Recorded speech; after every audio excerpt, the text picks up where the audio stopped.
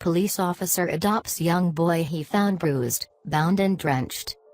A police officer has adopted a 10-year-old boy who he found bruised, bound and drenched in cold water while responding to a child abuse call.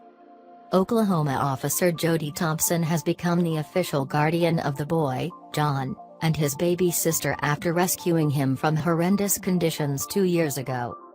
Officer Thompson responded to a physical child abuse allegation in 2015, but despite having experience investigating such cases, he said it was the worst thing I've ever seen. Arriving at the site, he saw a severely underweight 8-year-old boy who had his wrists tied together with belts, bruises covering his back and a huge lump on his head. John, who weighed just 28 kilograms, had also been submerged in a bin full of freezing water. When I'd seen him in that house shivering and his hands tied, just soaking wet and confused, I knew at that moment the only time I would be satisfied and sure that he was safe is if he was with me, he told CBS News. He did not have a spot on his body that didn't have a bruise or abrasion. It was the worst thing I've ever seen.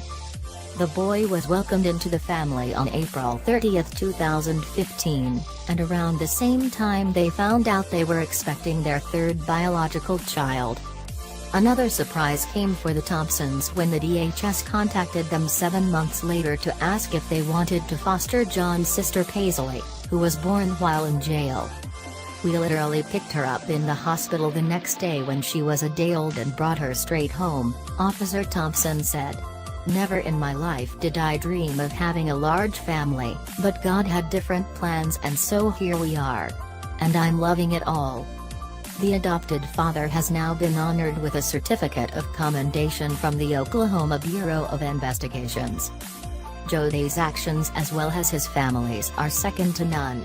The example of love and compassion he has shown to this young man and his sister is an example everyone should follow, but the police chief Stephen Fruin said in a statement.